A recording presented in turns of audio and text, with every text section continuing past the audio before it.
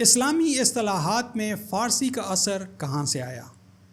اسلام کے فارس وسط ایشیا اور جنوبی ایشیا میں پھیلنے کے بعد زیادہ تر قرآنی ووکیبلری یعنی الفاظ کا مجموعہ وہ تھا جو عربی سے مقامی زبانوں میں ٹرانسلیٹ کیا گیا یا جذب ہو گیا، جیسا کہ فارسی اور بعد میں اردو۔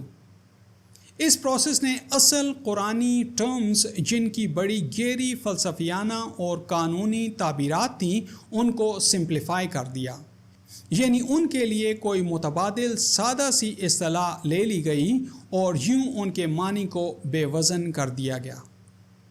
مثلاً قرآن میں استعمال عربی اصطلاح غفرہ ہے، اس کا عام اردو متبادل معافی یا بخشش لے لیا گیا۔ تبدیلی کے اس پروسیس میں اس اصطلاح کی جو اسپرٹ یعنی روح جو اس عمل کے دوران ضائع ہو گئی اور اس کو سادہ کر دیا گیا، یہ تھی کہ غفرہ سسٹمیٹک ڈیلے یا شیلڈنگ یعنی ایک سرکاری حفاظت جو کچھ گراؤنڈز کی بنیاد پر دی جاتی ہے کو کہتے ہیں۔ اس کے مقابلے میں سادہ سا لفظ بخشش لے لیا گیا۔ یہاں صرف لفظ نہیں بدلا بلکہ اس کے ساتھ جڑی ساری کیمسٹری بدل گئی۔ دوسرا لفظ عفو ہے، اس کا اردو متبادل درگزر استعمال کر لیا گیا۔ جو چیز اس پروسیس میں ضائع ہو گئی وہ یہ ہے کہ عفو گریس کے ساتھ پوزیشن آف پاور سے ہوتا ہے، یعنی آفیشیل یعنی سرکاری طور پر دی گئی نرم ٹریٹمنٹ ہوتی ہے، جبکہ اس کا متبادل درگزر ہے جس کا مطلب عام سی بے تنائی یا نظر انداز کر دینے کے انداز میں لیا گیا ہے۔ تیسرا لفظ توبہ ہے، جس کا متبادل اردو میں معافی مانگنا ہے۔ اس پروسیس میں اس کی روح جو کہیں کھو گئی وہ یہ تھی کہ توبہ جان کر پوری سوجھ بوجھ کے ساتھ اپنے طرز عمل سے واپسی اور اپنے آپ کو قانون کے ساتھ الائن کرنے کو کہتے ہیں، جبکہ دوسری سائڈ پہ معافی مانگنے کا مطلب صرف سوری کرنا ہے، جو توبہ یا استغفار وغیرہ کی تسبیحات کے ساتھ ہمیں دے دیا گیا۔ اس کو ایک اور طور سے دیکھتے ہیں۔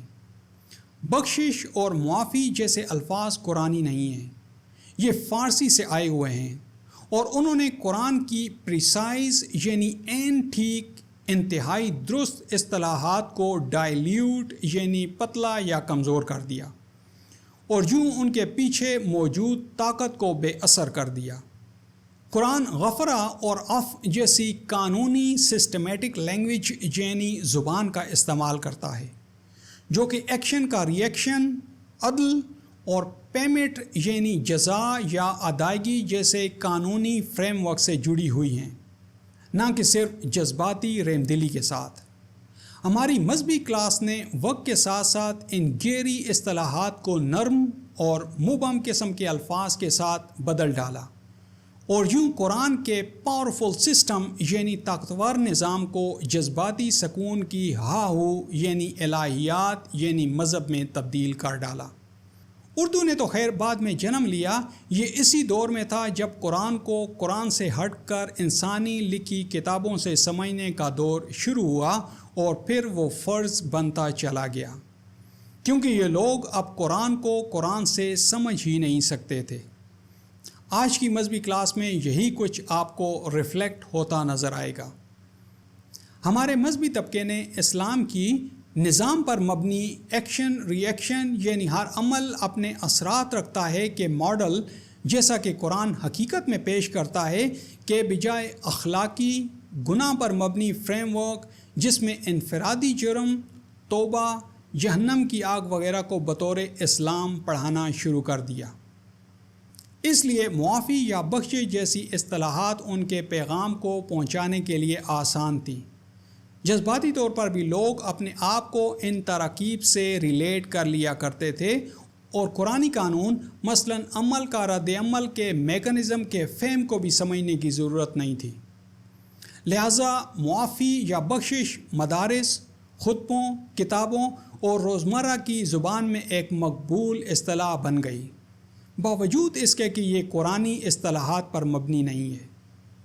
اس تبدیلی کی وجہ سے قرآن کا سسٹم پر مبنی غفرہ یعنی نتائج سے مشروط بچاؤ کا تصور سادہ معافی یا بخشش اور گناہوں سے کلین چٹ تک بے توقیر کر دیا گیا۔ اس تحفظ کے لیے شرائط جیسے اصلاح اور توبہ کو بالکل ہی نظر انداز کر دیا گیا۔